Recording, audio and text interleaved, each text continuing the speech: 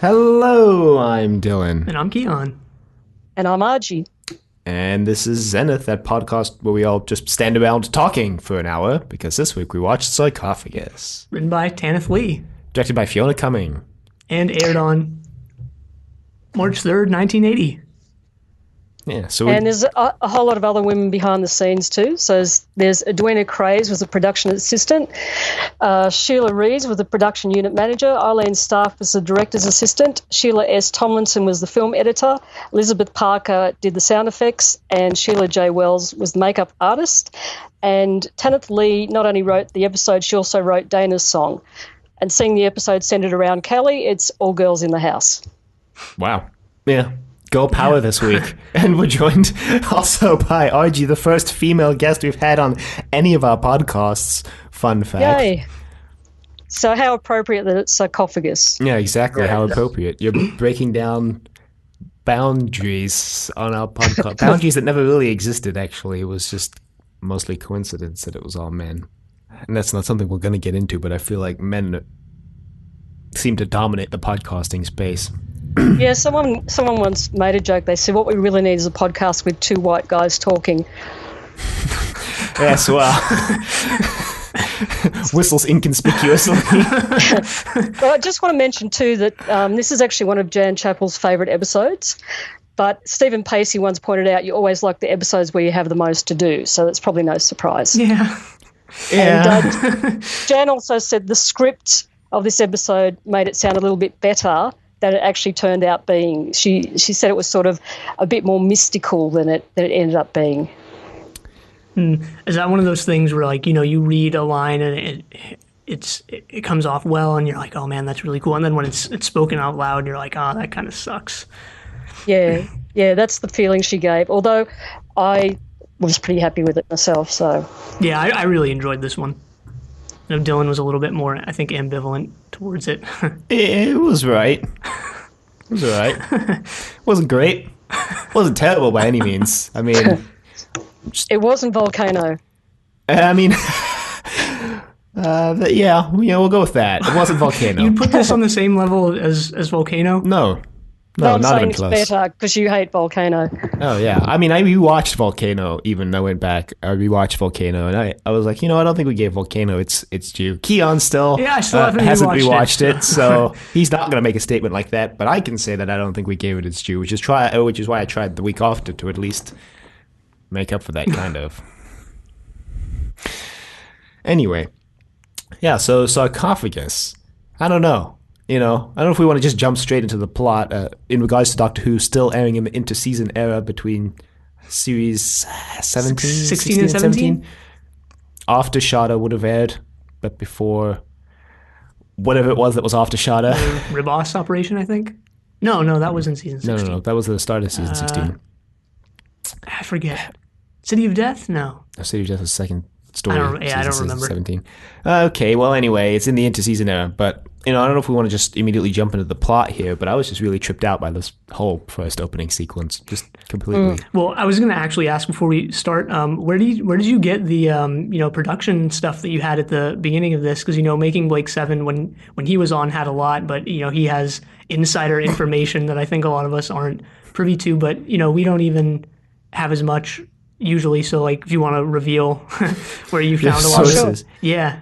To be honest, a lot of that just came from the wiki. Okay. But a lot of the stuff I have, I don't always get it exactly right, but a lot of the stuff I have in my head is I watch tons and tons and tons of people's convention footage, and I listen to there's a fantastic series where all the actors are talking about Blake Seven, the making of, and I think you should really look at that. It goes for, I think, about 4 hours, and it gives a whole lot of insight into what went on behind the scenes. And I do a lot of reading as well, so the thing about, I really wanted to know why Josette Simon was not doing any of the Big Finish stuff, and she's actually really hard to track down information on Josette Simon. I think there's something like 2 things that pop up when you Google her name. But yeah, someone said the reason that she doesn't want to do the stuff is because she found the role quite sexist and racist when she was looking back on it. So, yeah, that's where that came from. Yeah. Yeah, that's interesting. I think you were the first person to point that out to us in an email back right at the start of this season. Actually, it might have actually been Volcano Yeah, Volcano or Aftermath. or Aftermath. I mean, I want to point out that that's not coming from her. That is secondhand. And also, she might have changed her opinion over time as well. Right. Because I think Making Blake 7 mentioned that... At the time, she was enjoying it or something like that? Yeah, that she enjoyed it at the time, and then over time, her opinion changed. It's interesting how all of this is just secondhand reports and rumors and unconfirmed statements. Well, some stuff is firsthand. So Right. I listen to a lot of Jan Chappelle interviews because I'm just fascinated with Callie and Jan, therefore, as part of that. And she has done a lot of different interviews. So she's very easy to get a handle on what she actually still thinks of things and thought at the time. So, yeah. Well, I think it's also worthwhile to mention that you, one of the only people, I think, but the only person so far we've encountered on this podcast who's been in correspondence with us, who watched Blake 7 when it originally aired back in the 70s and the 80s. I guess Yeah, the so late 70s, I early was 80s. I was about I don't think I caught the actual first run, but it ran straight away after it. And I was a babysitter, and we didn't have Netflix and stuff in those days, so it was just The dark ages. what was on. Yeah, the dark ages. So it was what was on. So I flicked around to the Australian Broadcasting Corporation channel, ABC, and there was this show, Blake 7, and I watched it, and it just freaked me out. And I went, I want more of this. So I started to watch it regularly, and it was fantastic. And it was something completely different. I mean, we had Doctor Who, but Right. this was much darker than Doctor Who and more adult. So you'd go to school, high school the next day, and you'd say to all your friends, "Oh, did you see what happened with Avon last week?" And yeah, Well, it was so good fun. you watched it on Australia. Did it air then around the same time that it aired, I assume, in the UK then? So like this aired in March of 1980? Yeah, we got it. Yeah, we got it probably about a week or two after they did. Okay. Interesting. It might have been exactly the same time. I can't be exact on that, but yeah, But it was I know around the same time, basically. Yeah, definitely around the same time. Yeah. Gotcha. And it was towards the later end of the night because it wasn't child friendly. In the adult programming block. Yeah. So there was I don't think you can put this in your podcast, but there was a channel. We've got a channel called SBS, which is a more ethnic station, and they would show French porn movies. So it was either, when I was babysitting, it was either French porn movies or Blake 7. So the choice I found Blake 7 you chose Blake interesting. 7 over Well, the. it was more interesting to me. I mean, you've seen one porn movie, you've seen them all. So, I guess. I can't We have some more confirm nor input deny. input on that, but yeah, no, that's I think something that we've sort of lost over time, as like you mentioned, things like Netflix or just instant access to whatever you want via the internet pretty much has become the norm, right? Is that you watch the show and you're like, oh man, I discovered something really cool, and then you go tell your friends and stuff like that, and it's almost this and you had to elusive thing. wait to find out what was going to happen next in the story. You didn't know. Right. Well, I think it just goes to this acceleration of society, I think, because everything's just quicker now. I mean, you can still talk to your friends about whatever show it is. When Stranger Things dropped, everybody was like, oh man, this is great. And then everybody just immediately goes online or on their phones and they text their friends like, hey, have you seen X, Y, and Z? I mean, you're still talking with your friends. It's just not like you're waiting till the next day to go to school to talk with your friends at lunch about what happened last night. It's like, let's talk about the entire series right now as soon as it's come out. Yeah, that's the thing with how a lot of, streaming services, or just if you're watching older stuff that's, it's all available online, just the immediate access to everything. There's not really much room for speculation anymore. I mean, unless you try and spread it out like I guess we're trying to do for this podcast. Mm-hmm. Yeah. I don't know if everyone who's listening knows this, but you can watch every single episode of Blake 7 on a certain, let's say, Tubing for You channel. Yeah, you've got no reason not to watch it, basically. We try to make oblique references to it because we got an email way back at the start of the podcast. It was like, better not mention and then we just beeped it out. And he's like, because the BBC might take it down. I don't know if the BBC knows about the beep because that red and white colored site. Yeah, that red and white colored site that conspicuously has every episode of Blake 7. Well, I don't know if you realise they do special openings before the actual opening to try to subvert that kind of thing. Yes. I mean, it's just a bummer that the BBC hasn't released Blake 7 on DVD or Blu-ray in America. And Yeah. I mean, I've got it on DVD, but it's actually, it's weird. It's a German DVD, but it's all in English, and you can turn off the German subtitles. Well, I mean, whatever works, right? Yeah. I mean, I just prefer like physical copies of things because you never know when your internet's going to go down or when you know. That's the other thing about these streaming platforms is that like if they go out of business or whatever, then all that content that's there that just goes away. That just vanishes into the ether unless you have like a super totally legal source for it. Some streaming platforms have actually tried to slow down the speed of information by releasing episodes weekly again, like CBS, their streaming platform, when they released Star Trek Discovery, they did one episode a week, still like traditional television, even though it was a streaming-only show. That's nice. So it's interesting. There are some platforms out there that are trying to, I guess, still recapture that television magic. You know what I'm most excited about this episode? Oh, sorry. No, go on. The thing that's most exciting about this episode we're just about to talk about is that we get another pet rock. Oh, you're right. We did. Yeah, I noted that. I thought it was a moon disc at first, but... I mean, well, that's actually a good segue to just go ahead and get right into the opening sequence that I mentioned. Just really tripped me out because I had no idea what was going on here. Oh, this is my favorite scene in all of Blake 7. Well, of course it is, because it's weird and you don't know what's going on. Yeah, that kind of encapsulates this whole episode. This episode brought sort of an ambiguity, I think, to Blake 7 that not a lot of episodes have really captured, which isn't a bad thing, but it's just something I enjoyed. When I first started to rewatch this, I thought, okay, we've stumbled onto some sort of future version of Britain's Got Talent. and I thought, I feel kind of sorry for the final competitor, who we later learn is Tarrant, because I feel like they said to the actors, okay, what interesting skills do you have? And Michael Keating said he could do magic, and Josette Simon said she could sing, and Stephen Pacey said, I can do some sort of macho posing.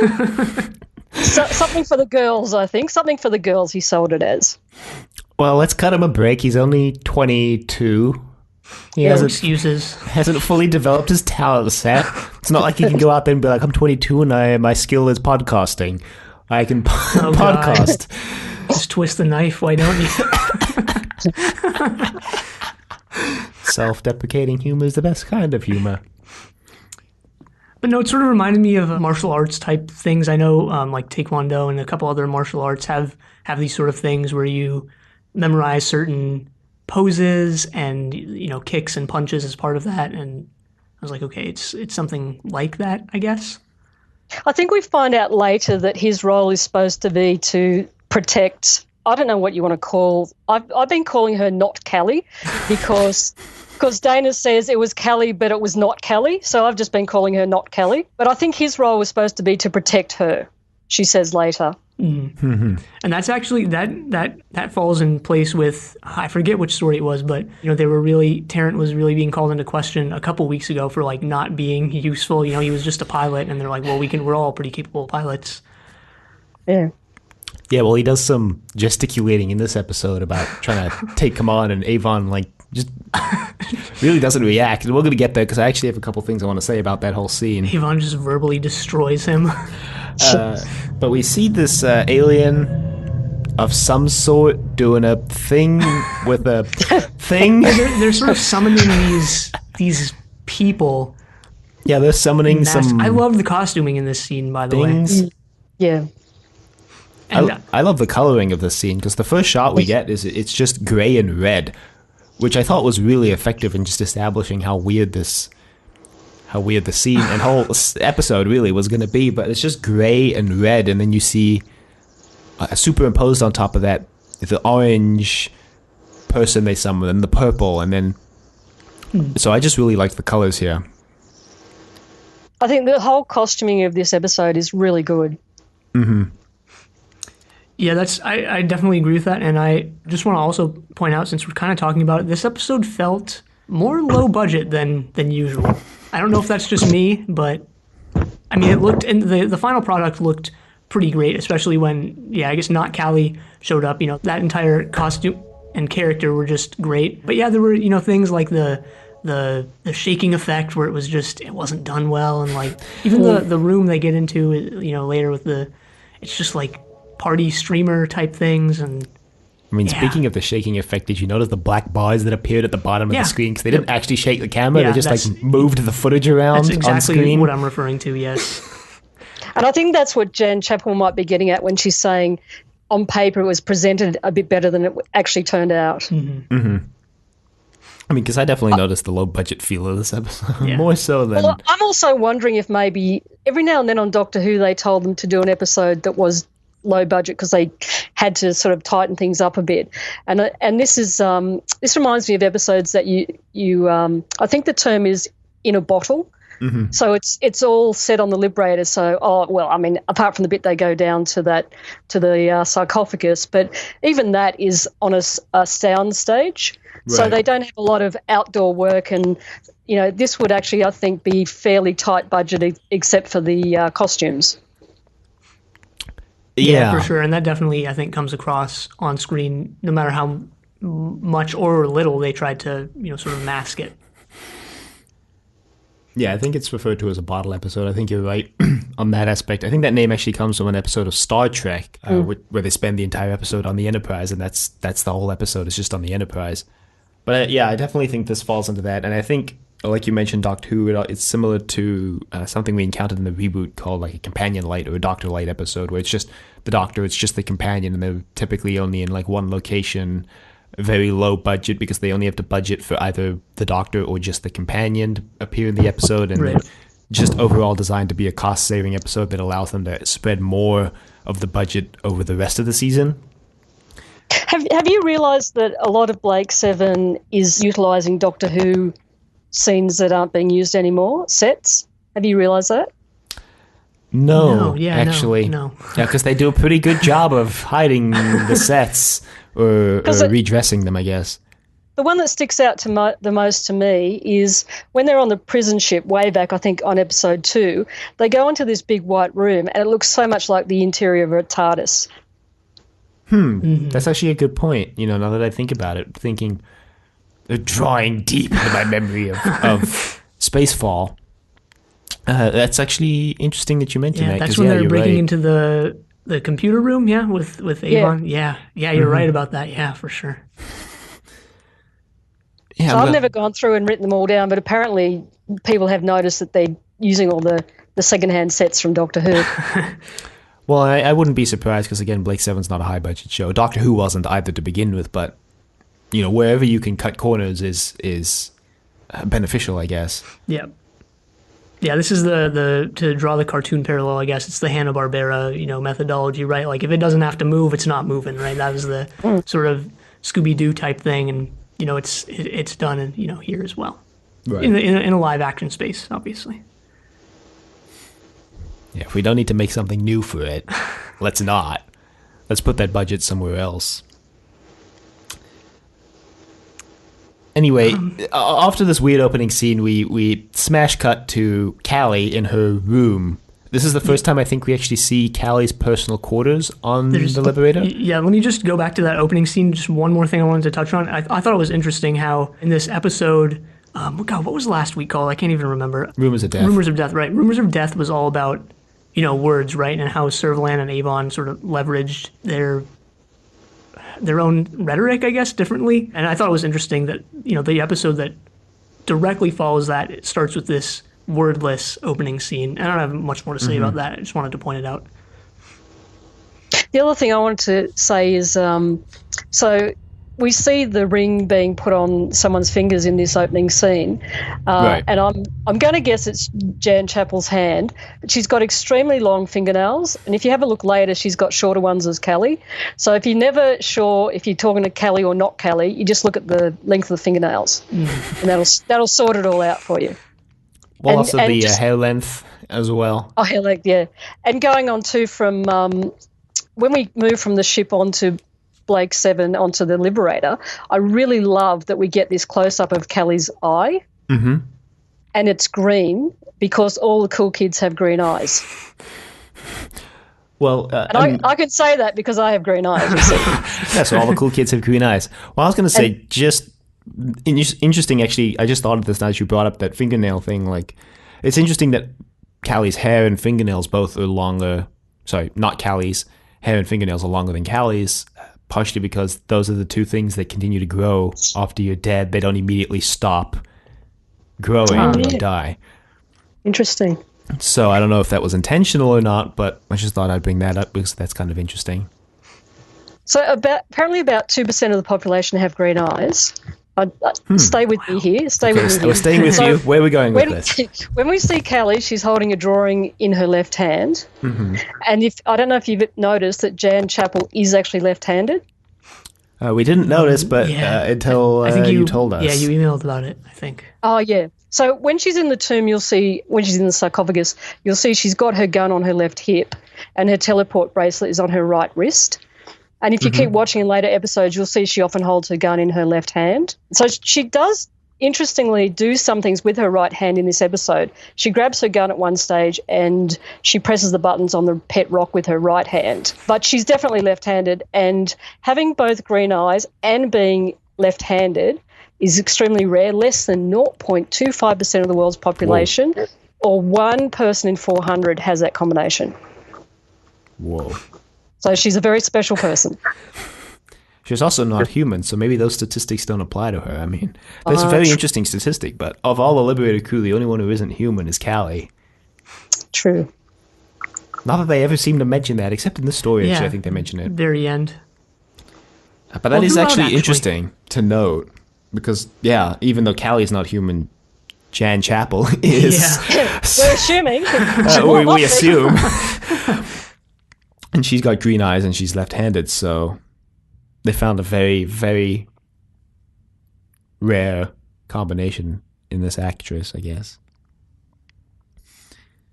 So we get this shot of Callie's room, and again, I just want to bring up the colors here because her room is lit in orange and green, which is a very unique color combination that I don't think we've ever seen on this show before.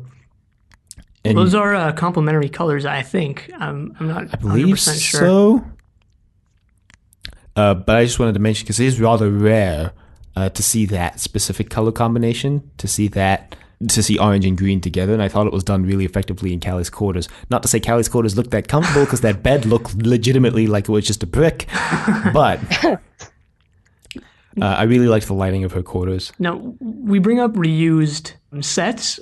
Wasn't this reused from, I forget the episode, but the one where it looks like Avon and Callie are sort of getting it on a little bit, and Tarrant comes in, he's like, is this really time for this? Isn't this the same set reused? Or it looks very similar, I think.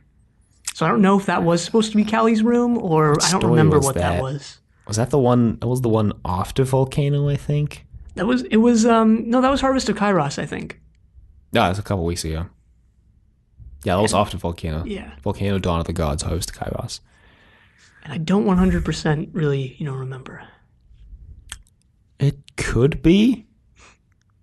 I'd have to go back and rewatch it. Which, interesting that you bring up Avon and Callie getting it on, considering what happens later in this episode. Hey, I know. Hey. And how good is this little interchange here? Callie, what is it? Well, it looks like a door and it's closed. I know, as soon as I heard Avon say that, I was like, what? Really, Avon? Really? And I mean, it's pretty obvious to me here that Avon is talking very differently with Callie than I remember him talking with anyone else. So he's actually interested in her. They're not in conflict. They stand extremely close at one stage. You can start to feel some sizzle between them. And the way he says demonstrably with such affection is just delicious. Well, also that knowing look they share at the end of the story. Oh, yes. We're getting there. Don't you worry about that. We'll get there. Well, if you know what happens later, which I don't think Dylan does, so I won't say anything. I have no idea what you're referring to. All this is very interesting. Yeah. I'm not saying that like, I know what's happening. No, I legitimately have no idea what you're talking about. So there's only two things coming up that I've spoiled. One is how this season ends, and one is how the next season ends. And those are the only two things that I know. So Avon's like, hey, we're going to land on this asteroid. And Callie's like, cool. And then they find the sarcophagus. It's just floating in space, and they only have, a short window. Or no, actually, the short window of opportunity is in regards to the asteroid. Yeah. But Tanith wants to redirect. He wants to go find out what this thing is, and Avon's like, no, of course not. We can't do that. We need those minerals. Well, Avon makes a good point because he's like, look, any benefit we could get from the sarcophagus is unknown and uncertain. But anything we get from the asteroid, we know is there, and we already know what we can get from the asteroid. Plus, the window of opportunity for the asteroid's closing. We should go for the asteroid. There's a hint at what's going on with the sarcophagus here because immediately the first picture of the sarcophagus is super out of focus. And Tanith is like, not up to your usual standards, Zen. And then he's like, and then he focuses it and corrects it, which is kind of a hint as to what's going on here a little bit later, kind of foreshadowing. Yep. Also, you guys were talking about Callie lying, or I can't remember the exact words you used, but there were a couple of episodes back where you said Callie was being sort of a bit deceptive. Mm-hmm. I think it was in Dawn of the Gods, right? Yeah, I think it was Dawn of the Gods because, well, this is Keon's opinion. I think it's just a retcon, but let's not get into that whole conversation again. Well, I was just going to mention it because it's interesting here that Tarrant says something's happened with you, Callie, and she kind of brushes that off. And I was wondering, is she actually lying here, or does she not realise that something has communicated telepathically with her? I don't think she's necessarily lying. I think she's just in denial about it. Because when Avon comes into her room, we've got to mention, she's like, oh, I can never go back to Orion. I'll never see it again. Which, whether that's because she's permanently exiled now or because Orion is a dead planet with a virus that kills Oronians or Oronar, whatever the hell you want to call them. Yeah. She can never see her people again. And I think just, frankly, she's in denial about this fact that there's something out there that can communicate with her. There is something that I consider a continuity error in this because both Avon and Callie are like, well, only other Orons can communicate with Orons like Callie, which is in direct contention with Shadow, where we see not only the moon discs, but also whatever that being was. Whatever the being from the Shadow dimension was, communicate with Callie, and also Dawn of the Gods, where the god whose name I'm forgetting communicates with Callie. Yeah, sorry. Go on. I was just going to say, Dana does address that, though, because she says, now, I didn't pay attention a lot in this part, but I remember Dana saying something like, oh, but you can sense other stuff, Callie. Yeah, she said, I actually remember what you're talking about. Dana says, well, sometimes you can read our minds. And then she says, well, yeah, I can read your minds, but only Orons can communicate with me, which is why I'm saying it's kind of a continuity error because this being in Shadow and the god in Dawn of the Gods both communicate directly with Callie. The god in Dawn of the Gods you can write off because he's an Oron god, and technically that still falls under the purview of Orons, I guess. Well, here's the thing. In this, when they first bring this up, they say normally, normally only Orons can contact other Orons. And then later on, there's a couple, maybe 2 or 3 other times that they bring this up and they don't say normally. Yeah. When they first bring it up, they do say normally. So that's why, when you put this sort of puts, or for me at least, it put Shadow and Dawn of the Gods in perspective that, these beings are really powerful, right? Like this entity or whatever from Shadow was able to contact Callie when normally that wouldn't be possible. Well, the other thing is that not Callie does say to Tarrant that she's using the energy from the Liberated to sort of allow her to talk directly with Callie and influence her. So she's kind of getting a boost to her abilities like that. Mm-hmm. Mm-hmm. Yeah, well, so she first makes psychic contact with Callie now, and they beam over, and something weird happens when they beam over because Avon and Callie and Villa all go over. Dana stays behind to operate the teleport. Tanith stays back on the ship to just be a pompous little a-hole. Avon sort of tells him off here. Well, yeah, so this is the scene that I had quite a few things I wanted to say about because Tanith basically talks about how Avon thought he was going to be the sole commander of the Liberated now that Blake's gone, and Avon just basically has no reaction to this whole thing and just very dryly tells Tanith off. And I wanted to just talk about how this just shows how in control Avon actually is, that he doesn't even consider Tanith a threat. He never raises his voice during this conversation at all. He barely even looks at Tanith or considers him even to be there at all. And all of his tell-offs are just like one sentence long and completely just annihilate everything Tarrant is saying. Like, it's really obvious that Avon doesn't even consider Tarrant a threat at this point, which I thought was really interesting and really well acted by both Pacey and Darrow in this scene, I think. And then Dana steps in and is like, what are you guys doing? You're going to slit each other's throats? Avon's like, yeah, no, not worth it. Essentially, in essence, he doesn't say that exactly. I think what bothers me about this scene is that it's obviously everybody wear grey day, but no one told Avon. Well, that's possibly a costuming decision to show that Avon is kind of in control of the Liberator, even if Tarrant seems to think he has power. Possibly the reason why Tanith is so emboldened here is because everybody else decides to go along with Tanith and go for the sarcophagus, except for Avon, really. But that's the thing, Sorry, go ahead. I really like the costumes that all the crew are wearing in this episode. I think they look really good, except for Villa's, which looks like a full-length tracksuit with some weird shoulder pad sewn on the outside of it. So that one doesn't work for me. But I also really like Callie's necklace, and just throughout the series, I love that Dana always wears her father's medallion, and it keeps that rage at Serverland constantly in view. And it's a real thread throughout this whole series. Right. I mean, I noticed that the colors that all these people are wearing on the Liberator flight deck right now are the same colors that they get dressed in, or at least similar when they get transformed into their, I guess, alternate personas by the alien, by not Callie. Like Villa's shoulder pads right now are accented in orange, and when he becomes the Fool, he gets turned orange. And Dana's dress is blue, and when she gets turned into the Harpist, her outfit is blue. Tarrant red, sort of same thing, those red shoulder things, whatever they were. So that's interesting. I hadn't picked that up, but yeah, you're spot on. So there's like costume continuity there going on. There's a lot of actually clever things going on in this story. But yeah, when they beam over, Avon comes in late and Villa ends up like upside down almost. And they're like, wow, that's kind of weird. It's really strange because they do say he comes in, materializes upside down, but the way it's achieved is that he just sort of stands there for 1 or 2 seconds and then pretends to slip, and it doesn't come off all that great. But, whatever. It's a minor nitpick, I guess. It's a really clever start to the story, the main grist of the story, I think. Just really, really simple, that someone arrives first and the others arrive second. But if you know the series well, you kind of go, ooh, there's something strange here. Right.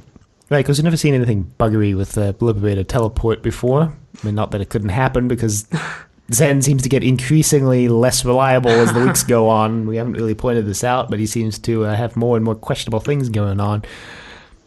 It's a real bummer, actually, that we never learn more about Zen and that whole telepathic thing that they introduced in the first episode that he showed up in and then never talked about again. I think there's an episode in one of the earlier series where Villa does fall over when he lands from memory. I couldn't tell you which one it was, but I do remember something like that. But it's certainly not a common thing. Right.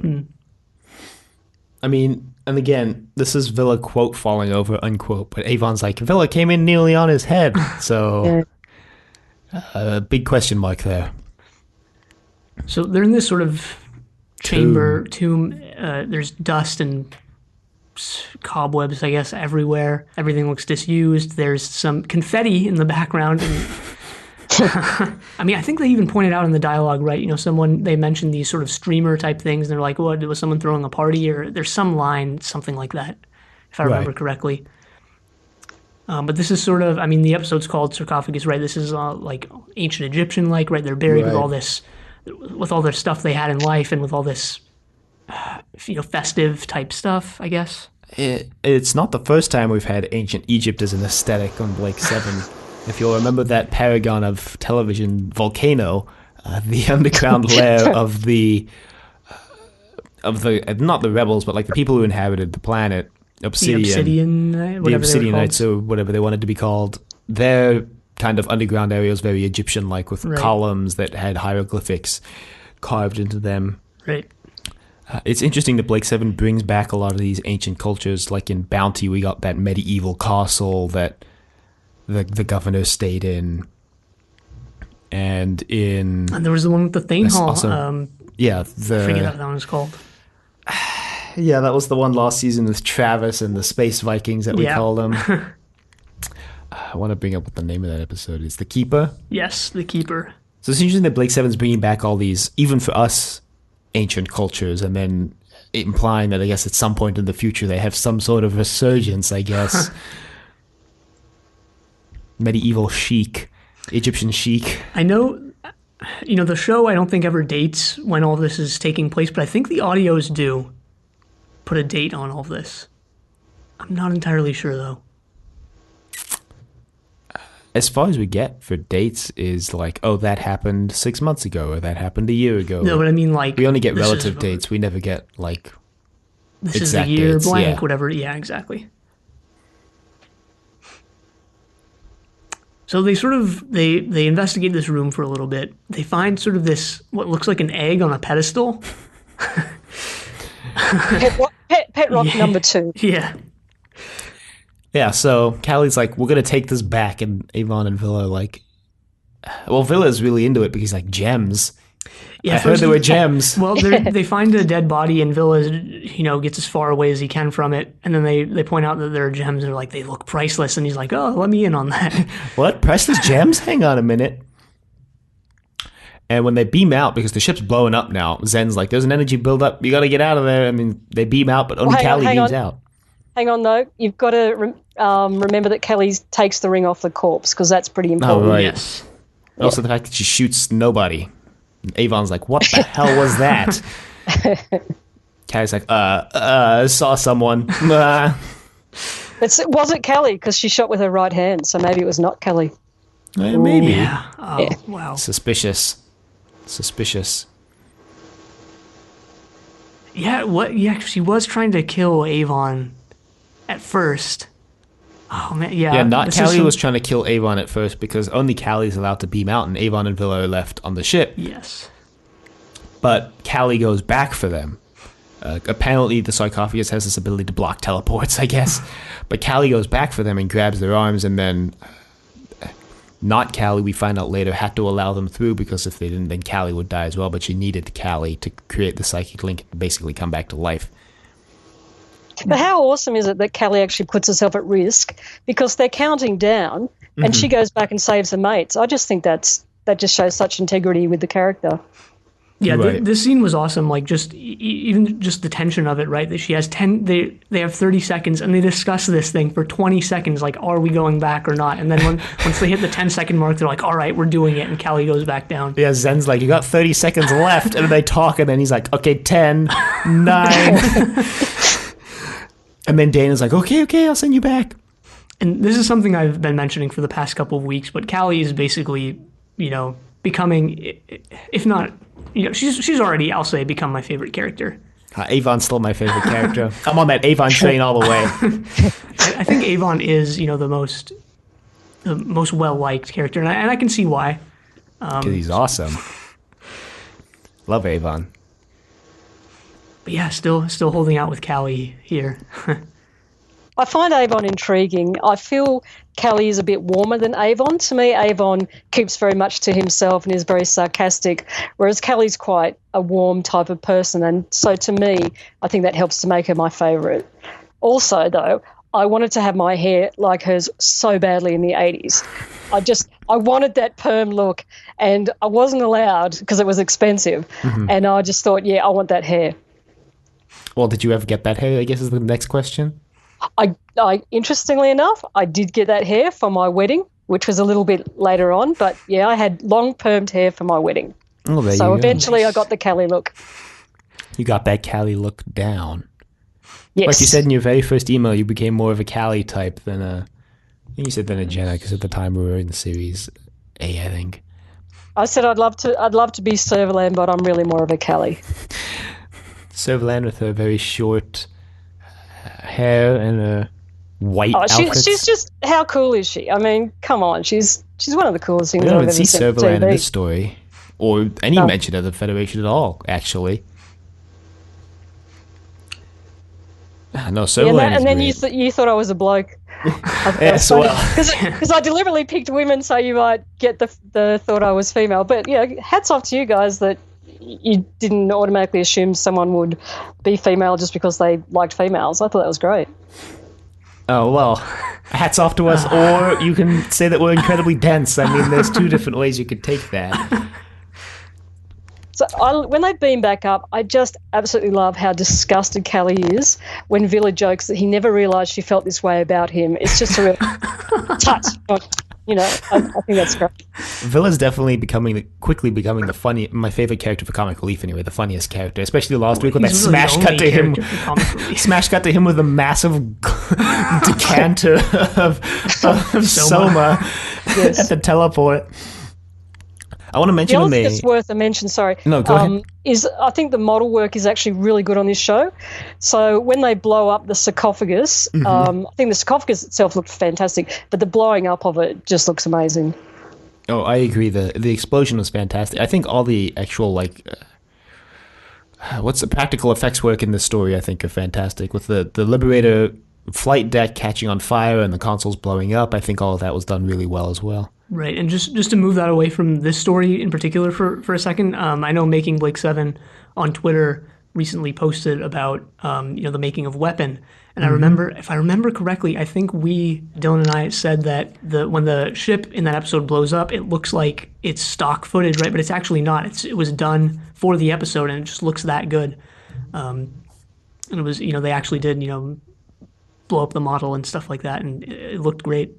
Just wanted to bring that up because it's been on my mind recently. Anyway, I wanted to mention when they teleport back what looks to be almost a costuming error, because I noticed this and I wasn't sure if my eyes were deceiving me or if this was just a mistake, but it didn't look like Avon was wearing a Liberator bracelet, a teleporter bracelet, immediately after they teleport back, and then we cut to Dana or Tarrant, and they say something when we cut back and Avon's taking off the bracelet, and I was like, wait, where'd the bracelet come from? Because it looked like when he teleported in that he wasn't wearing a bracelet. Huh. Yeah, it might have been an error there. And also, Callie then chastises Avon.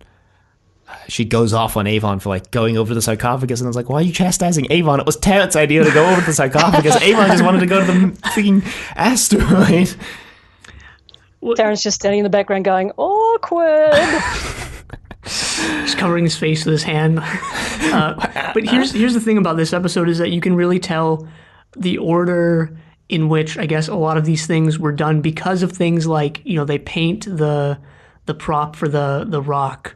They, Callie's costuming, there's those interspliced scenes where it's Callie in a coma and she's tossing and turning on her bed, but then there's also not Callie in the other room, and you can sort of tell, right, these weren't, done chronologically, right? And then they paint the rock on the egg thing or whatever you want to call it, so you can sort of almost piece together how this was done in what order. Right. Which is interesting. Well, so we get the Liberator crew does what they always do when they find something they don't understand. They just hook Aurak up to it. And they hook Aurak up to this egg. And then Aurak's like, no, disconnect. And Tarrant's like, what the hell? He's like, disconnect. And then Tarrant's like, oh shit, it's going to blow up. And so they dive.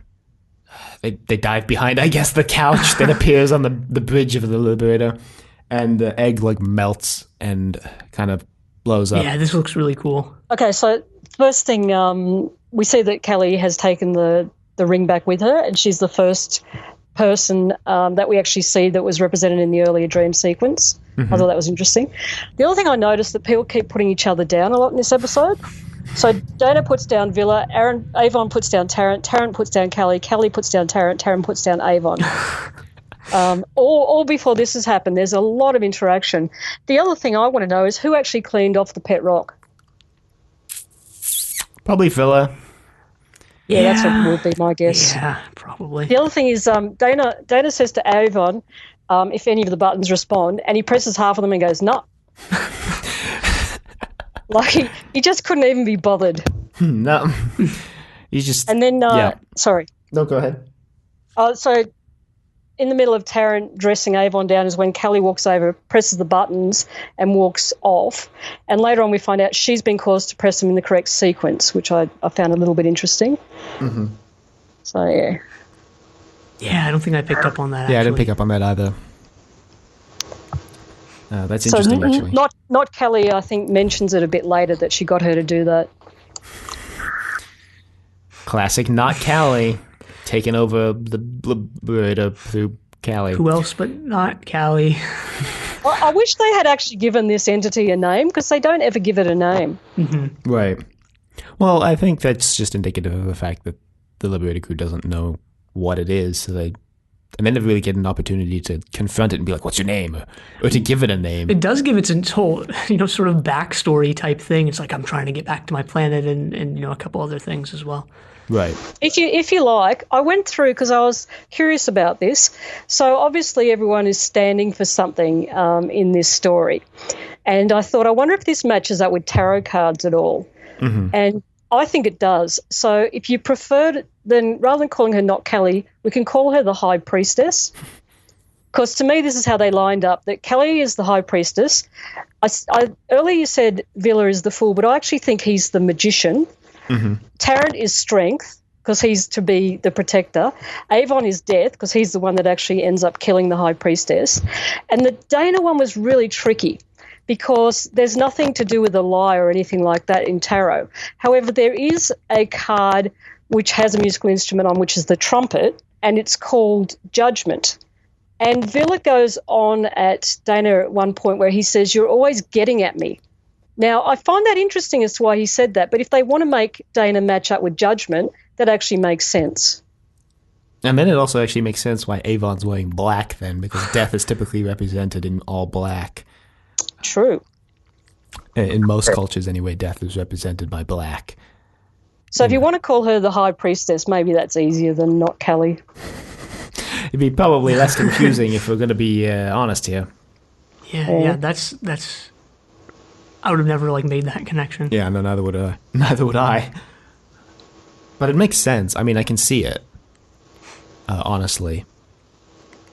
But basically, this is the point where everything goes to pot, really. Callie enters a coma, and everyone else is like, "What's going on?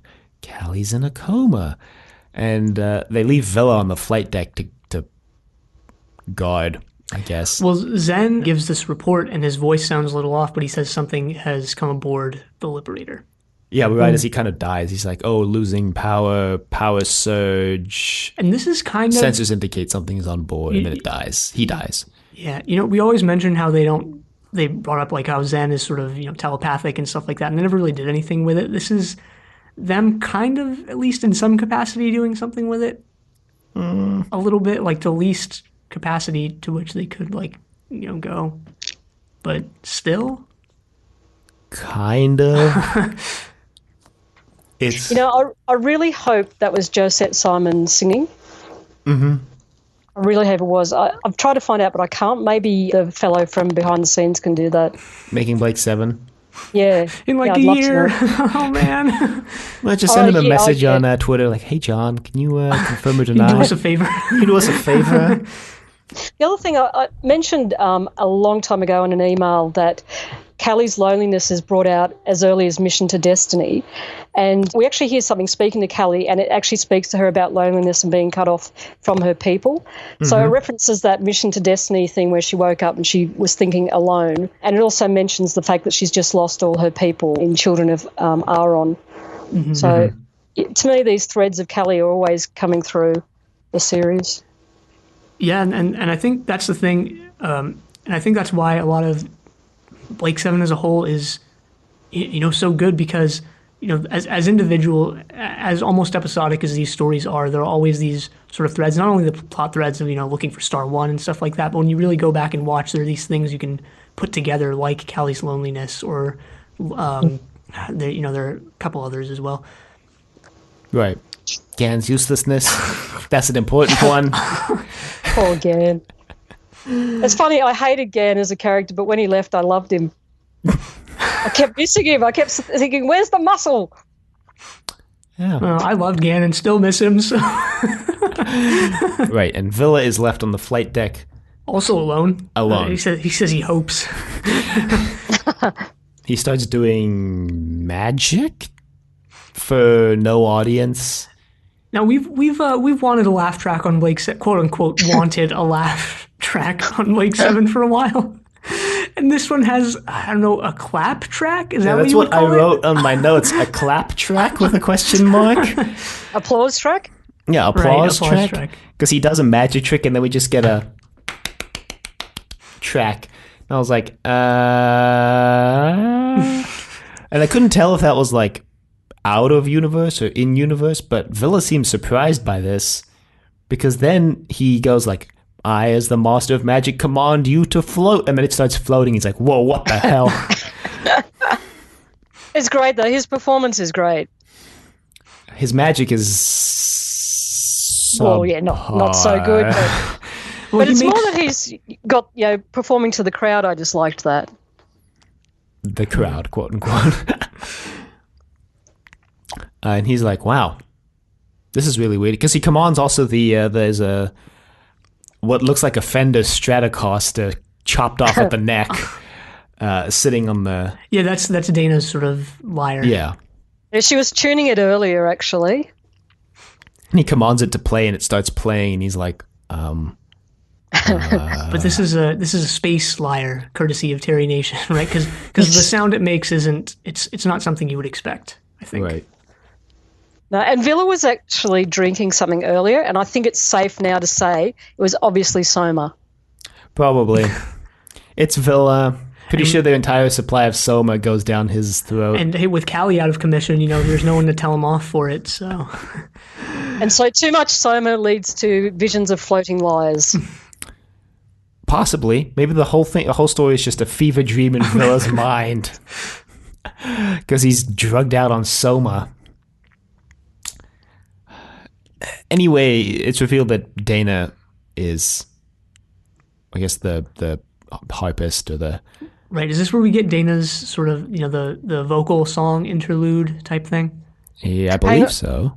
Just before that, there is something we've missed too, and that is, I don't know if you've noticed, but when you're female adventuring through space, the regulation shoe to wear is extremely high heels. Because Dana keeps running around in these high heels, but how good? Josette Simon does the best bloody action pose of the series. Mm-hmm. When she's in the hallway and Tarrant comes down and she just kind of does what would you call it, like a kung fu type pose. Mm-hmm. Looks fantastic, I think, and in heels. Well, yeah, she's running in heels, which already is just impressive to me because how the hell do you run in those things? Tell me this, how is Tarrant holding two guns and wearing a third when it was established early on that if you try to take a second gun, it would burn your hand? So that seems to have just gone out the window. Yeah, I think we mentioned that probably near the end of Series A, is they kind of just abandoned that.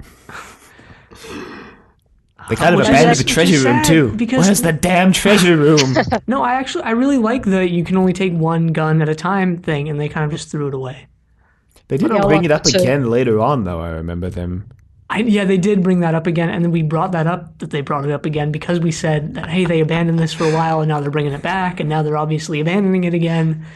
And maybe Avon reprogrammed the computer to make it all just work better. Yes, well, maybe Avon has been digging around in the source code, so to speak. He's been trying to... I don't really like the bit where Villa and Dana interact, because I think that could have been done better. The one right now where Villa's like, whoa, what's going on? And Dana's like, you're doing a thing. And that's the worst explanation in existence of what happened. Yeah. And I think this is where he says, you're always getting at me.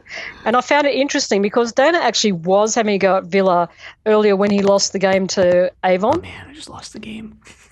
Yeah. Oh, yeah, we've all lost the game now. But yeah, Dana made some comment like, you're always a loser, or we'll put you down on the next planet, or something like that. Right. Well, I mean, it's like you said, everybody's just putting down everybody else in the story. Maybe that's the influence of the alien creature, the High Priestess, as I guess we're calling her now. Although, interestingly, the High Priestess does mention to Tarrant in a little bit, but I'm bringing it up now because I might forget. The thing that Avon mentioned, or that Villa mentioned to Avon, that he bought his rank and that he's actually a lot smarter than his rank says he is. Right. Yes. Because he says he's a Delta grade idiot, and the High Priestess is like, Villa here is actually like pretty much the smartest dude on the ship, but he pretends to be an idiot. And Tarrant's like, wait, what? Yep. I absolutely love that too. I did write, he has very high IQ and yet he acts like an imbecile. Right. That was it. That was the exact line. And Tarrant was like, I don't buy it. And she's like, well, you should, because it's true. Yeah, I love this as well. And Villa is really sort of the one who he makes it through everything, right? He survives everything. He gets put in all these situations and really just thrown along. And he sort of goes along with everyone when he can, when as long as he's not being forced to, open a lock or, whatever the case may be. He's sort of just there, and that's almost like how he survives, right? And Villa is in every single episode of Blake 7. Yes. Right. He's the only character to be in every episode. I'm not sure, but it might be because I know Callie wasn't. Well, Avon wasn't obviously in. Dana and Taran. Well, Avon wasn't in. Avon wasn't in the way back. In the way back, so. Well, there you go. So he's probably the only one because the only other ones are Blake and Jenna.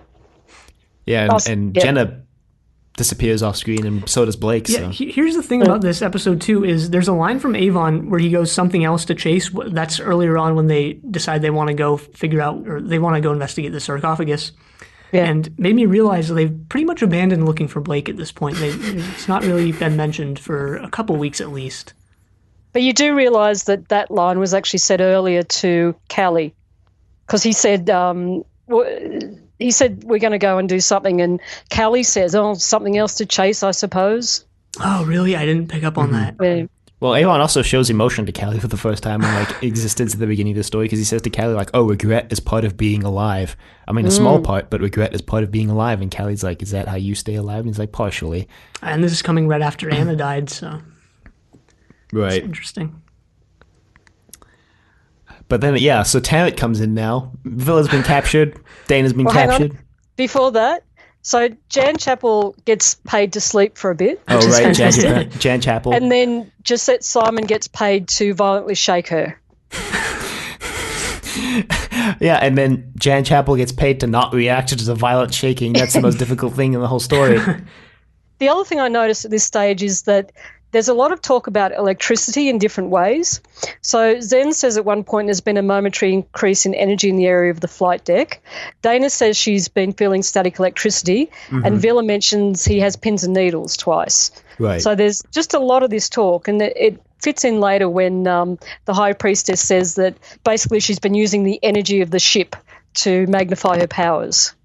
Right, she's been drawing power from Zen and the Liberator to amplify her powers. And Callie. Because I think she reveals that that to humans, death is just death, but to her species, they can draw power and come back to life. She calls it an interim stage. Yeah. Yeah. And she can come back to life. And that's what she's trying to do now. She just needs to get all the energy. And now Jan Chappell's to fingernails grow super long. Right, and her hair grows super long as well. Yes. And she's in probably, I think, the best costume that's in this episode. Oh, mate. This massive, over-the-top, series. Cirque du Soleil style costume. And even the hair works, because really, you'd think the hair would be silly looking like that, but it actually looks fantastic, I think. Yeah, no, I think it works really well. Right, she sort of has these long, I don't know what you would call them, locks, I guess, just locks coming, down, on the sides. And it's a little off-putting, actually, because this is Jan Chappell's face, who, you since, we've been watching this show from the beginning, you immediately associate that with Callie, but this is obviously, it's, looks like Callie, but there's just these things about it that are off that. I mean, it's like in Children of Orion when we meet Zelda, Callie's twin sister, who's never been mentioned before and is never mentioned again, and who looks exactly like Callie. But there's also I think the first time you see the High Priestess is her hand brushing against Villa's shoulder, and that was that was creepy to me. That was very creepy and worked really well. And then you sort of pan over and you see her. Well, they dim the lights on the flight deck when they're filming, which I think is really effective as well. It makes it looks really dark and ominous and scary because all the energy is being drawn out to the High Priestess. But the lights are dim and there's barely any light. Except for these weird orange lights on the side. And it looks very atmospheric and creepy. What I find really interesting is that at a convention, Jan Chappell said that she played Zelda to be a bit weak because she wanted people to love Callie in comparison to her. But I don't think that's happening here. I think with the High Priestess, she just goes all out. And we can see her expert acting ability. So has a long scene where she's got to present a lot of exposition, but she manages to do interesting things with her face. And if you watch her throughout the series, you'll see that even in scenes where she's just listening to other characters, she'll do that as well. And a bit of background for her is she trained at the Royal Academy of Dramatic Art, and she received an honours diploma from there, and she also received a special prize called the Kendall and Jenny Laird Prize. So she's the real deal. Yeah, definitely. I mean, this episode, right after I watched it, I didn't look it up, unfortunately, but I immediately thought, like, okay, Jan Chapel, probably has theater background because, how she plays the High Priestess and how that's different from her, typical performance as Callie is really impressive. I mean, even the bit where she's got her hand outstretched and she's just extending her fingers as far as she can. Now, that might seem like a very simple thing, but you've actually got to plan that as an actor. That doesn't just happen without thinking about it. And it looks great. Mm-hmm. Yeah, no, I agree. In comparison, Tarrant's character has the most boring dream sequence bit, which is running down a corridor with a gun. Yep. That's what happens to Tarrant, and then Avon comes striding in like, what's up? The boss is back in town. Let me just fix the problem. Well, first Dana tries to come back in, and she's told to throw her gun down and stuff like that. And she sort of goes over to where Villa is. Tarrant as well. Yeah, the High Priestess offers Tarrant, but she offers it again to Avon. Tarrant actually tries to sort of stand up against her, and she uses her zappy electricity powers or whatever to sort of put him in his place. And I got to say, after what was it, where Tarrant was really trying to step into the Harvest of Kairos. Yeah, after Harvest of Kairos, it's kind of nice seeing Tarrant just get put in his place every week. Well, Tarrant tries to bitch slap her, and she just teleports away from him. So Tarrant's really shown as being quite weak in this episode. Right. I mean, he's been shown as weak ever since Harvest of Kairos, and even in Harvest of Kairos, it was always just posturing and gesticulating more than actual strength. Right.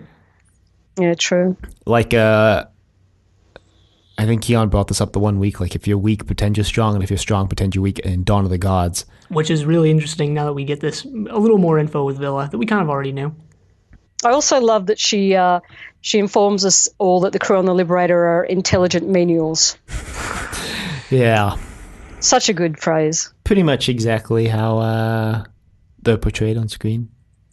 But she makes this offer to Tarrant like, oh, join me or die, is basically the offer. Join me or die. Isn't that to Avon? Well, no, she says it to Tarrant because then Avon comes in and she's like, I'm sure you heard everything I told Tarrant. And he's like, yeah, I was standing right outside the door. Of course I heard all of it. And she's like, yeah, well, so what do you think? Join me or die? And he's like, kill me. She's like, wait, what? And he's like, yep, just kill me. Just right now. Just do it. She's like, I'll do it. I'll freaking do it, mate. You just watch me, mate. I'll kill you. And he's like, well, do it then. Just do it. And then he kisses her. This is why you don't want to wear grey, because everyone in grey is on the floor in a heap. Yeah, everyone in grey was captured. Everyone in black survives. So Just before we move on to this fantastic bit, I really like that we go from her talking about Villa having a high IQ, and it really fits with the idea that you've noted often that he's the voice of reason on the show. Mm-hmm. So, the stuff he says isn't just silly things. It's actually often quite sensible. Right. Right, because he's actually really rather intelligent. He's just pretending to be dumb. And now we get to the best moment in Blake 7 ever. What, where Avon makes out with not Callie / the High Priestess? Oh, yeah. I think some of the mysticism that Jan Chapel, pointed to when she was talking about at least the sort of script of this comes across in this scene really well because there's a wind blowing, right? And they're indoors, they're in the Liberator, but there's this wind from, wherever. But I really like that. Right. I didn't know this. That's why I kind of brought it up because I didn't think you would notice, or you, Argy, but yeah. Oh, sorry, I drifted off for a sec. What were you saying? I was looking through my notes. Sorry. No, I wanted to bring up the wind because that's in this scene, right? Because it's sort of a small touch. So I wanted to bring that up before we move on to the bulk of this scene, I guess. The bulk of the scene where Avon makes out with the High Priestess. Hello. I remember we got an email at the beginning of the season that was like, "Get ready to play a game of who does Avon kiss this week." That was from me. That was from me. That was from you. So, and I so remember far we. it's been Dana, and then have you done the episode where he kisses Servalan? I think you have. Yes. Yeah. So now it's Callie. So is there going to be any female cast member from now on that Paul Darrow doesn't get to snog? Yeah, I remember when we read that email, we're like, well, he hasn't kissed anyone yet except for Servalan, so I guess we'll see. And then now now I see. See what you're talking about now. Yeah. Oh, Anna, I think. Does he actually kiss Anna? Like on the forehead or something like that, if I remember correctly? I don't know. I guess. I don't actually remember if he kisses Anna. You know, I just watched that yesterday and I can't even remember myself. I think I would have remembered if he had have given her a decent kiss. I don't think he did. Yeah, I don't think he did either. Anyway, turns out this kiss, like every other kiss Avon has employed on the show, is just a cunning ploy to get to his master plan, which is to slip the ring off of her fingers. Oh, is it just that, though? I don't know if it's just that. Well, based on the knowing look at the end of the story, I'm going to go with no. But in the moment, I was just like, Avon, you clever fox. And this is my what would Blake do moment. Oh, this was mine as well. Yeah, this was mine too. Yeah, okay. So that's what I said. It was quite an obvious. Okay, wait, before we go into this, I actually chose this one specifically because I thought you guys were going to choose one earlier in the story. Wow. Like, Avon wouldn't even, like, Blake wouldn't even let them go to the sarcophagus or whatever. Like, so I was like, well, I'll choose one later in the story because I figured they won't choose that one. But it turns out we all just chose this one. So, my thinking was completely off on that one.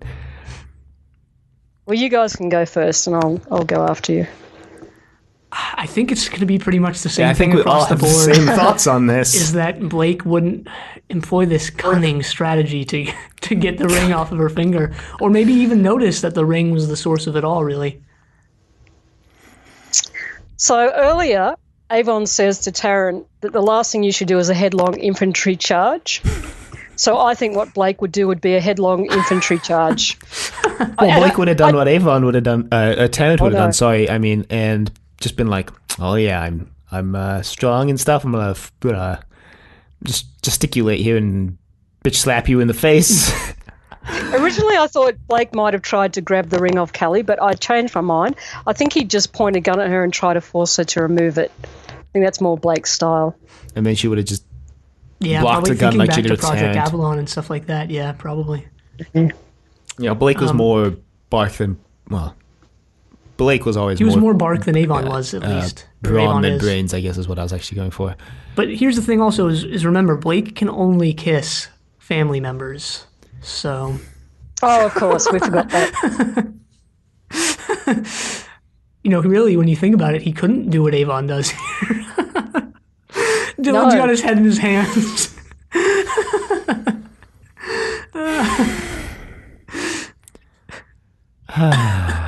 Never gonna let Blake or just the show in general live that down.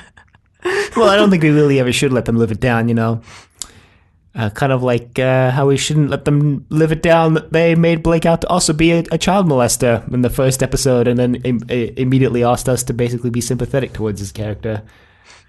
Well, if you liked that, there is something coming up. Oh, boy. That will make you go, oh, that's even worse. Oh, brilliant. My favorite. Just before we move on to the High Priestess is talking about Avon, and she says that Callie has a stronger tie with Avon than the others, and that she wouldn't kill him because she feels more for him. She says particularly Avon. Mm-hmm. So I think it's that affection that Callie feels for Avon that is also the reason why he's kissing her. Well, it is the reason why he survives, because moving ahead just a bit, but it's related. Right after this, he slips the ring off and the High Priestess dissolves. Villa's trying to understand everything going on, or pretending to try to understand. He's like, so, Avon banked on the fact that Callie liked him and that the ring was the power that the High Priestess was using to basically take over the ship. And he banked on the fact that because Callie liked him and because the High Priestess was psychically linked to Callie, that she wouldn't be able to kill him, so he was able to get close enough to remove the ring. Do I have that right, Dana? And Dana's Callie like, yeah, also, basically. Callie can't control Avon, they say, because he's stronger than the rest, which I also found interesting. Mm-hmm. I also liked when Avon at one point says, I didn't hear any terms, just something about pets. Oh, right, because she was like, oh, join me or die as you become my pet, or I can kill you. When Avon's like, just kill me then. I But choose see, death. subtext is now main text.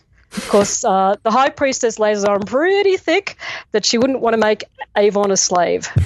So it's main text, it's out there. Callie and Avon forever. Heck yeah. Heck yeah. And there's literally electricity building up everywhere as Kayvon gets closer to the High Priestess too. So it's all sizzling. And then the ship catches fire. Callie wakes up. It's all going on. It's all happening. It's all coming crashing down, and then the High Priestess is like, no, don't let me die. Avon's like, oh, yes. Well, just die. I don't care. He throws the ring into the smoldering heap of one of the Liberator consoles, and it blows up, and she's like, no. Right, because we didn't mention that she's sort of blown up a lot of the stuff in the bridge. Which is obviously explosions superimposed over footage of the console room, because they're like, we don't want to blow up the flight deck for real yet. And what a great line, you look so beautiful when you're angry. Oh, yeah. I picked up on that line, too, as well, actually. And just a lot of interesting stuff going on here, really. Again, Jan Chadwell does a gorgeous delivery again of a long speech, and we can feel the desperation of the character. She just wants to live. Mm-hmm. You know, as really most do. There's a lot of interesting stuff between life and death here. You know, once again, Avon dressed in all black coming, and he's the one who finally kills not Callie / the priestess, and how she was in this interim state between life and death, and how she says, for humans, death is just the end. But, you know, for my species, you don't die.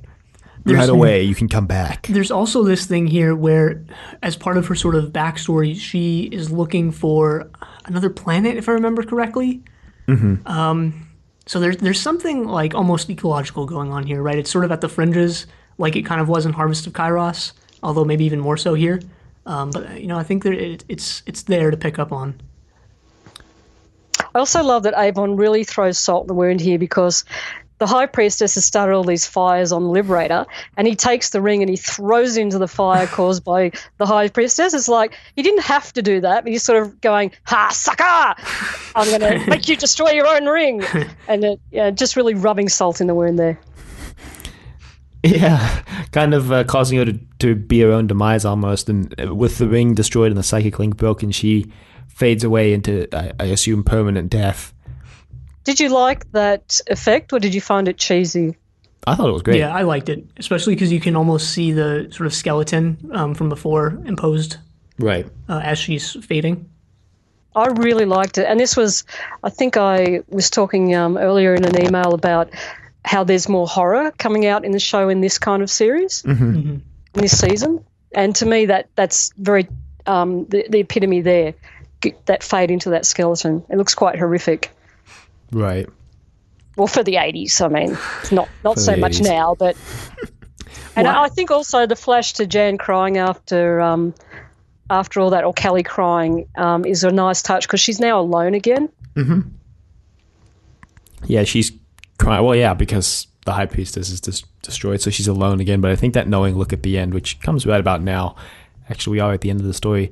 There's a little bit more. There's just a touch more. Yeah, there's the villa trying to understand what the hell's going on with Dana, and then she's like, no.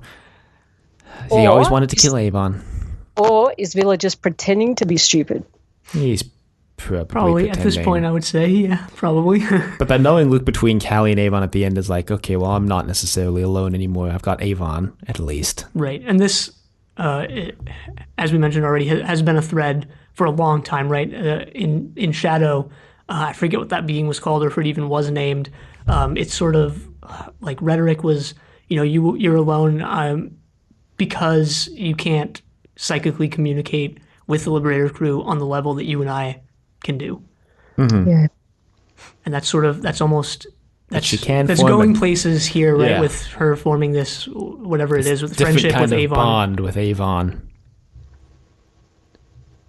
I really hope that Villa's gravestone just says incidental.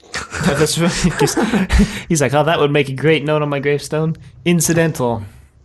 And I love Josette Simon's livery of, well, then obviously it's the right answer, with a little smirk. Oh, right. Yeah, because Villa's like, oh, that seems, that doesn't seem right to me. And then she's like, well, then obviously it's the right answer. Nah.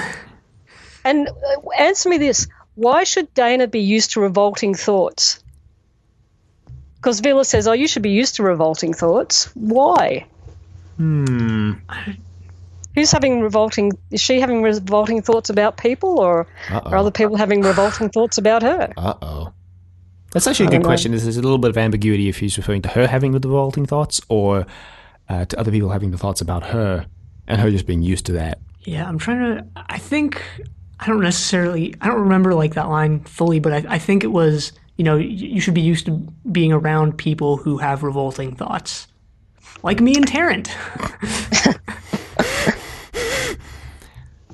I think she says, what a revolting thought, and Villa says, well, you should be used to that. Yeah, I think that's how it goes. So yeah, maybe I'm wrong. Which sounded a bit weird to me. And it's good to see we've got boys in the front, girls in the back. So, yeah, no boy zone in the back. Well, but the best part, the cheeky, lingering, meaningful looks between Avon and Callie at the end, resulting in a shy smile from her. The romance is real. But it never happens again. But so enjoy it. Enjoy while it's here. Spoiler alert. Oh, bummer. Yeah. Not that bummed, but bummer. I'm not surprised either. I'm not going to say that Blake 7 has a perfect track record bringing back things that they introduce. Not going to say it has a bad track record doing it. I'm just not surprised that they don't bring it back. I mean, I'm a little bummed. I typically hate romance in just about everything, but this is something that I think could work. This is something that I think I could get behind, but yeah, if it doesn't come back, like, oh well. Well, it could work because it's been on the show actually for a while. They've been hinting at it very, very subtly. Yeah. Well, see, if it worked, then Villa wouldn't be able to kiss other people. So, Oh, that's true. You'd have to stop playing the Avon, I meant. Who does Avon kiss this week? You'd have to stop playing it, so. Damn, you're right. Yeah. It's not acceptable, really. It's unacceptable, that. Let's see, I don't actually have much else to talk about for this story. Well, did you fellas like this story or not? I enjoyed it. Yeah, I absolutely liked it. I don't know. I think put it in my top 5. It's up there for me. It's up there, definitely. I just think it was good. Not super great, not terrible, just good. I mean, I liked it. I think... there are stories that I think are better, though. I don't think... you normally wouldn't hear me saying this, but I think the special effects actually did bring it down a bit. And normally I'm pretty... Pro special effects on Blake 7, even, when they're, obviously low budget. I think most of the show looks great. This one, not as much as other episodes, like we touched on at the beginning of this episode. I think if they did this now, they could make it look so much better. Because they could use a lot more CGI and things like that on the sarcophagus, and I think the fading in and out of the people going from their sarcophagus characters to their liberator characters, I think could be done a lot better now. I agree. Sure. I agree. But I did like it a lot. Now, I've got to say I'm a Callie fangirl, so, that was always going to happen. But one of the things I liked besides that was all the characters actually get great lines in this, and they all get stuff to do. And you get a different insight into Villa being intelligent, Tarrant being a prat. I mean, we already kind of knew that, but that gets cemented. And you get that insight into Avon and Callie and their relationship. Probably Dana's the one you get the least insight into, but she still has a big part to play. And I think a lot of the reason why all this happens is because Aurak and Zen actually take a back seat. Yeah. They definitely do. I mean, they put Aurak out of Yeah. commission completely. We forgot to mention when he says disconnect and the egg melts, Aurak goes completely out of commission. He doesn't work anymore till the end of the story where he gets fixed. Same with Zen. When he says that someone's on board, he goes completely out of commission and we never hear from them again until the end of the story. This is definitely a story that I think was focused on Callie, but does a good job of giving everybody their time in the sun. Maybe Dana a little less so. That's something we've always, looked at as, something we want more of on the show. So things like this, things like Dawn of the Gods and things like Shadow, which interestingly all have Callie as that sort of central character. But, we've said we wanted episodes that have sort of a central character almost, and then the rest of them have enough to do, but are... Right. I don't know what the term... Aren't shafted? Yeah, aren't shafted, but are more supporting in that episode. And I think Callie has actually gotten 3 really good episodes where that's been the case. Right. Yeah.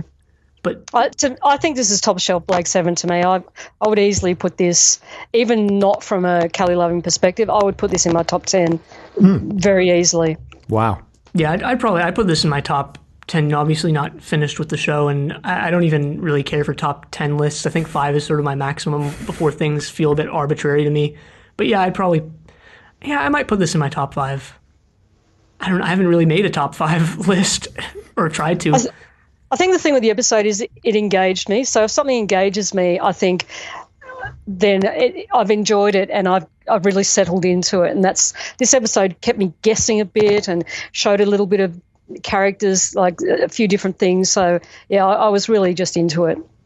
Yep, definitely. And I want to also touch on this is that we talk about Callie being a central character in this episode, and this episode almost has this, like, I don't know if I want to call it this, but I will anyway. This, as I always do, it almost feels like modernist, right? There's this character who's so central to the story, who the story is really all about in some ways, but she's in a coma, or she's not there. She's on the fringes. She's in a coma for the entire thing almost.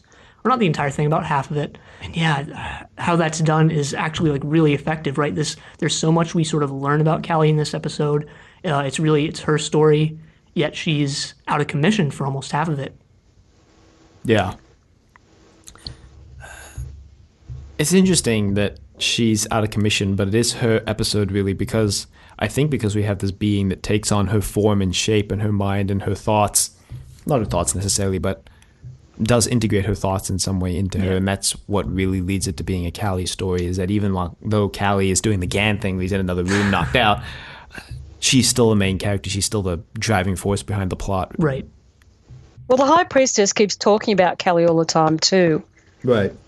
So we actually learn quite a lot about Callie from the High Priestess. Mm-hmm. Whether or not we can trust it. I found it interesting earlier too that Villain knows that Callie wouldn't let the High Priestess kill Avon. Mm-hmm. So it must be starting to become apparent to the crew that Callie has feelings for Avon. Yeah, it must be apparent enough. Or maybe Villa's slipping. He's supposedly, now I guess we learn, the smartest one among them, and he's doing a worse job now of keeping that hidden. I do really like too that he said, but that means Callie sat back while it had to go at the rest of us. I've always liked Callie. So that's like, I've always liked Callie because she was willing to sacrifice us. Yeah, well, Villa, turns out you're bottom of the barrel, Villa. You're just going to get sacrificed. Dana too, Tanith as well. All of them are just sacrificial lambs, so to speak. Sacrificeable? It's not a word, but we're going to make it a word now. They're intelligent menials, remember? Yeah. Yeah, I don't have much else to say about the story, actually. Yeah, I think that's all I have. You have anything else to say, Argy? I'm all done. I wanted to ask, and I guess now this is a good time. Do you remember what was the first episode of Blake 7 that you watched? You might have told us in an email, but I can't 100% remember. I remember it very well. Now, can I remember the name of it? Ultra World. Okay, that's next. That's next. Weeks? Is that next? Yes. And I found it quite disturbing at the time because I was quite young. And then the next week after that was, you guys haven't seen these yet though, have you? No. Nah. No, I won't go on about it then. But there were 2 episodes in a row, and I went, "Oh, this show's just so dark." And then I really got into it.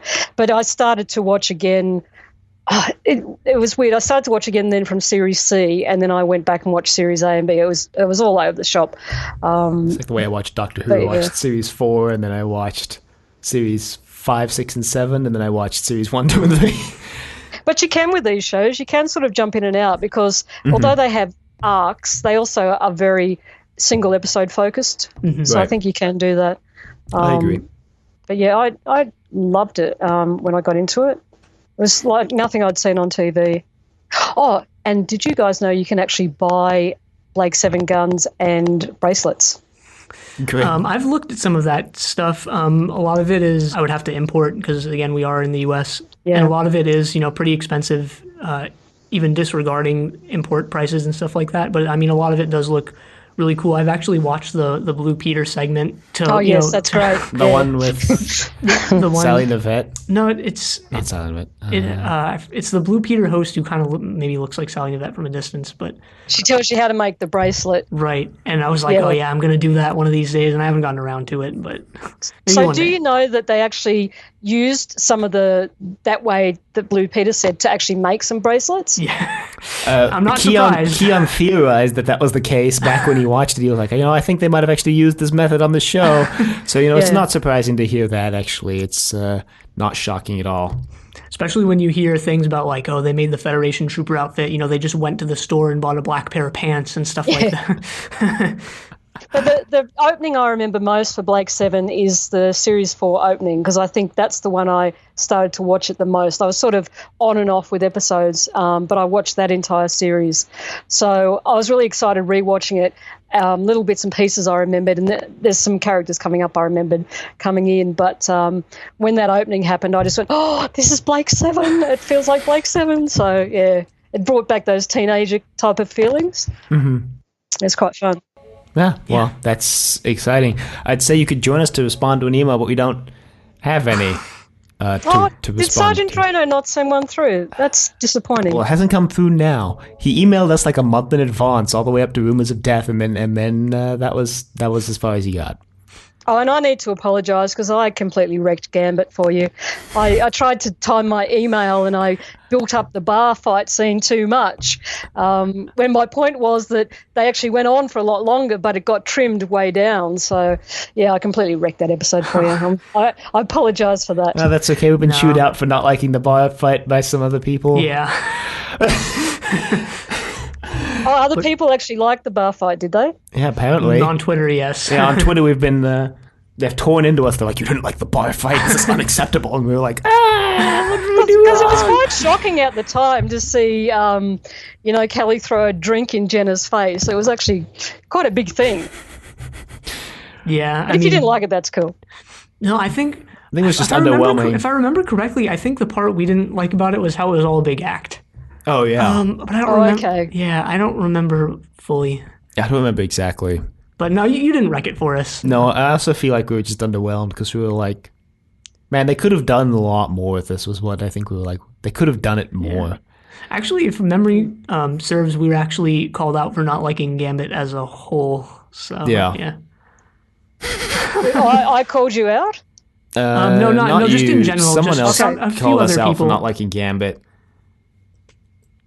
No, not you. There is a bit of a thing that people go, oh, this episode's beloved, this episode isn't. Screw fan perceptions. We make our own determinations on this show. Harvest of Kairos is a good episode. The one thing we can all agree on is that Volcano sucks. Well, yeah. Volcano was And that was interesting too, because you were just asking me what I thought about Taryn and Dana going down. So I think I made it seem like I loved that episode, which I didn't. I was just saying that I actually enjoyed both of those going down together. Yeah, because you wanted to know, because I started to watch around Series C. You wanted to know if I found that was a bit silly because it was the two new people. Right. Because I had this theory that because they were the two new people, like if you were just first watching there, you wouldn't have a problem with it. But because we were watching and we already knew all the other people, we didn't know those two, that it was a detriment.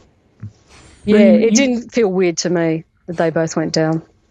But then even, Dylan, even when you went back and watched it, you were like, yeah, there's more going on here than we picked up on, and, it's pretty good. Or at least some of the interactions are worthwhile. Yeah, some of them. Not all of them. I still, like I said, even when I went back, I still thought it was a mistake. But I think the idea of the episode was better than the episode itself. Probably. I'll grant that. The ideas like the fact that Dana has contact with her father's friends, and we learn a little bit about Tarrant being a pilot, and just the planet itself, the way it operates, that it's a peaceful planet because it can threaten everyone by blowing itself up. Those kind of things are interesting, I think, but the actual execution wasn't. And I wrote you an email in the email I said the father and the son were really crap actors, and I think that affected things really badly. Yeah, they were. Especially whereas on the this episode, I mean, Sarcophagus, you've got a crack team of actors here. Well, we didn't have any guest actors in this, and none who were credited anyway. No. There were the people at the beginning, but they were all wearing masks and they didn't have any lines, so it didn't really matter.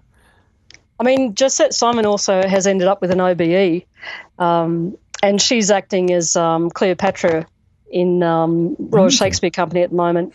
So she's been really in the forefront of colourblind casting and stuff like that. I mean, like I said a couple of weeks ago, I didn't realize she was in Broadchurch because I always had this. It's like, I recognize her, but I don't know where from. And then when I realized she was in Broadchurch, it's like, oh, I'm an idiot. She actually I had the opposite. Sorry. No, yeah, go on. I was just going to say I had the opposite way around. So I saw her in Broadchurch and I went, where do I know that actor from? And then I thought, oh, she looks like Josette Simon. And then, Yeah. She actually has, I was looking up her IMDb page, and I don't remember exactly what these are, but she has, a few pretty big recent credits, so she's still definitely in the business. In the business. In the biz, as we say. She's fantastic. I'd say she's my second favourite character on Blake 7. After Callie. Oh, speaking After of Callie. Josette Simon, a couple weeks ago, I think actually just I said Josette Simon definitely isn't a teenager, even though Dana is supposed to be. She's actually 20 when this is all being done. So she's, fairly close at least to being a teenager. Younger Well, than you could Stephen still call someone a girl if they're 20. Right. Oh, right, Because that's what it was. She called herself Back in those days, it was very much seen that you were an adult when you were 21. Mm-hmm. You had big 21 parties and, you got the key to life and all that kind of stuff. So, yeah, she could be regarded as a girl in the 80s. That's still, I think, at least somewhat the case. 21 Yeah. is like a big age. 21's still a big thing because that's when you can drink here. Yeah. Oh, yeah, that's right, because we can do it at 18. You can do it at 18 in South Africa too. So when it went back, it was all the rage. Yeah, I got married at 21, went to the US, and I went to buy some alcohol and they wanted to see ID, and I went, why do I look 18? And then someone said, oh no, you have to be 21. I was like, what? But Yeah. But you can drive younger, I think, in the US. A few weeks ago. Wow, congrats. I dream of the days when I'll be carded. Those days are gone. Oh boy. Okay. Well, do you have any content online that you'd like to plug for yourself right now before we close out the episode? No, I'm just a dumb old broad sitting at home, nothing. Listening to Zenith. Yeah, don't undersell yourself. I think that's a great achievement to be a Zenith follower. You joined a legion of approximately 100 people. Actually, I shouldn't call myself a dumb old broad. I'm not a dumb old broad. I'm just a yeah. I was going to say, don't undersell yourself. I'm a fine Australian Sheila. Okay, yes, we will go with that. I like that one. If you would like to email us, you can find us at thedoctor@decorativevegetable.com. Questions, comments, concerns, angry rants, love letters, your thoughts on not Callie / the High Priestess / Jan Chappell's acting, as we've just found out it's actually pronounced Jan Chappell because Argy was like, it's pronounced Jan Chappell before we started recording, even though we've been saying Jan Chappell for the past half a 9 year. months. You can find us on YouTube at Decorative Vegetable. You can find us on Apple Podcasts and Google Play at Zenith, the Blake 7 podcast. Be sure to leave a rating if you like the show. And also a big, big thank you to Argy for joining us today. We really enjoyed it. I know, well, I won't speak for Keon. I really enjoyed it. Yeah, no, I did as well. Really fun. Thank you. You're welcome. And you can check us out on Facebook, Trust Your Doctor. Like us on Facebook. Also check us out on Twitter at TYD Podcast and follow us on Twitter. And next time we're watching Ultra World. But until then, the end.